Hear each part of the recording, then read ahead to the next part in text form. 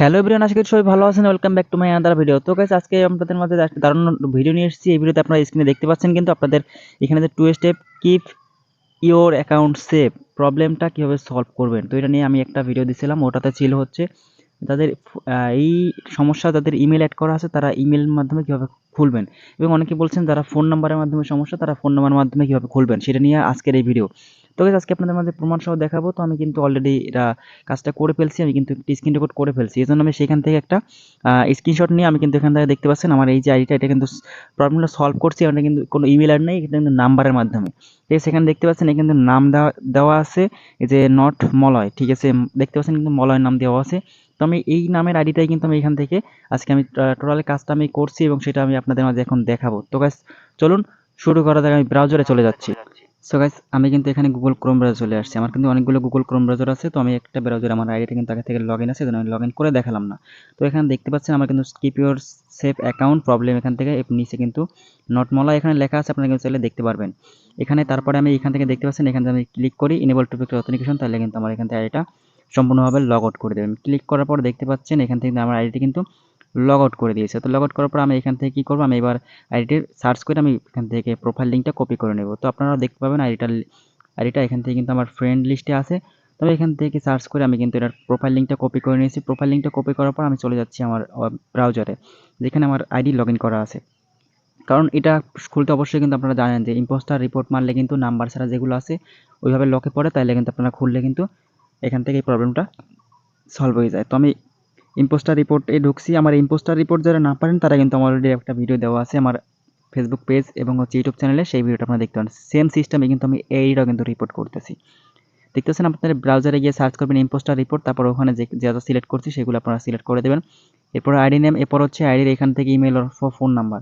কারণ আমি যেহেতু ইম্পোস্টার মারবো এখানে একটা লক ফেলার জন্য, তাহলে আইডিটা আমার কাছে আছে, এই জন্য আমি আইডির নাম্বার বা মেইলটাই আছে, এই জন্য আমি এখান থেকে নাম্বার দিয়ে দিচ্ছি। এবার আমি হচ্ছে এখান থেকে একটা কার্ড আপলোড করে দিচ্ছি।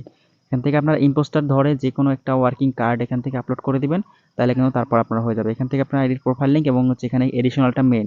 আমি একটা এডিশনাল ইউজ করতেছি। এই এডিশনালটা আমার আগের যে ইম্পোস্টারের যে ভিডিওটা ছিল ওই ভিডিওটা কিন্তু সেম এডিশনাল মানে দিয়েছি, সেই এডিশনাল থেকে আমি কিন্তু ইম্পোস্টার রিপোর্টটা মারতেছি। তারপর আপনারা কী করবেন, এখান থেকে সেন্ড অপশনে ক্লিক করে দেবেন। তো ওই ভিডিওটা না পেলে এই ভিডিওর ইন্ড স্ক্রিনে কিন্তু সেই ইম্পোস্টার রিপোর্টের ভিডিওটা কিন্তু অবশ্যই আপনারা পেয়ে যাবেন, সেখান থেকে চাইলে ভিডিওটা দেখে নিতে পারেন। তো এই জন্য আমি এখান থেকে সম্পূর্ণটা বুঝিয়ে বললাম না। তো আমি এখান থেকে প্রোফাইল ইম্পোস্টার মারা শেষ। এবার আমি কী করবো, জিমেলে চলে আসবো। তো জিমেলে কিন্তু অলরেডি আমার রিভিউটা চলে আসছে। খুব তাড়াতাড়ি রিভিউ দিয়েছে, একদম 1 থেকে 2 মিনিটের মতো সময় লাগছে, এর ভিতরে রিভিউটা দিয়ে দিছে।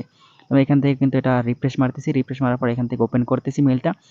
তো গাইস, মেলটা ওপেন করার পর দেখতে পাবেন কিন্তু আমার এখান থেকে পজিটিভ রিভিউটাই দিছে। কিন্তু আপনারা কিন্তু যারা ইম্পোস্টার মারেন তারা কিন্তু জানেন রিভিউটা কেমন দেয়। তো আমরা এখান থেকে আমি বেরিয়ে যাচ্ছি। বেরিয়ে যাওয়ার পর আমি ফেসবুক প্রোফাইলে যাচ্ছি।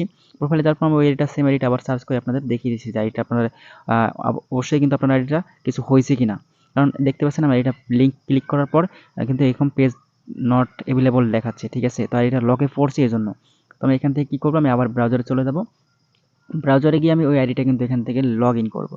তো লগ ইন করার জন্য এখান থেকে ফরগেট পাসওয়ার্ডে ক্লিক করবো। ওই আইডিটা কিন্তু যে নাম্বার থেকে অ্যাড করো ওই নাম্বার কিন্তু হোয়াটসঅ্যাপ আমার কাছে লগ ইন করা, সেজন্য আমি হোয়াটসঅ্যাপে কোড পাঠাবো। তো দেখতেছেন সার্চের নাম্বার থেকে সার্চ করে দিচ্ছি। সার্চ করার পরে দেখতেছেন মলাডালি প্রোডাক্ট লেখা আসছে। তো ট্রাই আনাদার ওয়েতে ক্লিক করবো। এবারে হোয়াটসঅ্যাপ যে নাম্বারটা আছে এই নাম্বারটা আমি এখান থেকে সিলেক্ট করে সেন্ড করবো। তারপরে দেখতে পাচ্ছেন উপরে কিন্তু আমার হোয়াটসঅ্যাপে কোডটা চলে আসছে। আমি এবার এখান থেকে কোডটা দিয়ে নিচ্ছি। তো আপনারা কিন্তু সেমভাবে এভাবে করবেন। কোডটা দেওয়ার পরে আপনারা কী করবেন, এখান থেকে নিউ পাসওয়ার্ড চাবে, আপনারা একটি নিউ পাসওয়ার্ড দিয়ে নেবেন। তো আমি এখান থেকে নতুন একটি পাসওয়ার্ড দিয়ে নিচ্ছি। নতুন পাসওয়ার্ড দেওয়ার পর আপনারা কী করবেন, এখান থেকে নেক্সট অপশনে ক্লিক করে দেবেন। তো গাইস, আমি এখান থেকে নেক্সট অপশনে ক্লিক করে দিচ্ছি। নেক্সট অপশনে ক্লিক করার সাথে সাথে আপনারা দেখতে পারবেন কিন্তু লোডিং নিচ্ছে, তারপরে কিন্তু আইডিটা কিন্তু লক পড়ে যাবে। দেখতে পাচ্ছেন গাইস, এখান থেকে আইডিটা কিন্তু লক হয়ে গেছে। তো আপনারা কিন্তু এই সেম সিস্টেম যেগুলো যাদের 2 স্টেপ প্রবলেম, যারা নাম্বার অ্যাড করা তারা কিন্তু এইভাবে লক করবেন। তো গাইস, লক করার পরও দেখতে পাচ্ছেন আমার কিন্তু এখানে কোনো কিছু কার্ড মার্ড সাবমিট দেওয়া লাগে না, যেহেতু আমার নিজের ব্রাউজারে লক পড়ছে, যেন আমি ক্লিক করার সাথে সাথে কিন্তু আমার এখান থেকে আইডিটা কিন্তু আনলক হয়ে গেছে। আনলক হয়ে যাওয়ার পর নেক্সটে ক্লিক করার সাথে সাথে দেখতে পাচ্ছেন এখান থেকে এগুলো শো করবে। এখান থেকে যদি কোনোটা আপনি রিমুভ করেছেন তাহলে সেটা টিক মার্ক করে দেবেন। টিক মার্ক করার পর আপনারা কী করবেন, এখান থেকে রিমুভ লেখা দেখতে পাচ্ছেন, আপনারা রিমুভ লেখার পর একটা ক্লিক করে দেবেন। এখানে ক্লিক করার পর এবার এরকম দেখাবে, আপনারা কী করবেন, কনফার্ম অপশনে ক্লিক করে দেবেন। কনফার্মে ক্লিক করার পর আপনারা একটু ওয়েট করবেন। ওয়েট করার পর সামনে আপনাদের পরবর্তী আরেকটি ধাপ চলে আসবে, সেখানে আপনার সব কিছু কনফার্ম বা নেক্সট ক্লিক করে দেবেন। এখানে নেক্সট ক্লিক করে দেবেন। এরপর আপনারা কী করবেন, এখান থেকে রিসেন্ট অ্যাক্টিভিটি ফেসবুক ক্লিক করতে হবে, ব্যাক টু ফেসবুক। আমি ওরকম ক্লিক না করে আমি ব্রাউজারে m.facebook দিয়ে সরাসরি আমি ব্রাউজারে ঢুকে যাচ্ছি। এখানে কিন্তু গেলে পর আমার ফেসবুকে কিন্তু প্রোফাইলে শো করবে, দেখতে পাচ্ছেন আমার কিন্তু ফেসবুক প্রোফাইলে চলে আসছে। আমি 3 লাইনে ক্লিক করে এখান থেকে প্রোফাইলে ক্লিক করলে আমার কিন্তু আর এটা সামনে শো করবে। সো গাইস, আজকে ছিল এই ভিডিওটা। আপনাদের এরকম সমস্যা থাকে অবশ্যই কিন্তু আমার ইনবক্স করবেন, তাহলে অবশ্যই কিন্তু আমি প্রবলেমগুলো আপনাদের সলভ করে